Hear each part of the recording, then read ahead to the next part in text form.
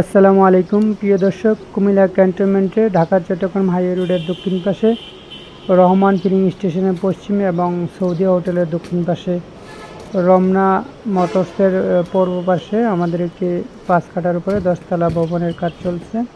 প্রথম তলায় ছাদের কাজ প্রায় শেষ পর্যায়ে। এটাতে আপনার 2টি করে ইউনিট, প্রতি তলায় প্রত্যেকটি ইউনিট হচ্ছে 1750 স্কোয়ার ফিটের। প্রতিটা ফ্ল্যাটে থাকবে আপনার 4টা বেডরুম, 3টা বাথরুম, 3টা বারান্দা। আর তাছাড়া আপনার পার্কিং আছে, নিচতলা পুরোটাই পার্কিং সহ আপনার পড়বে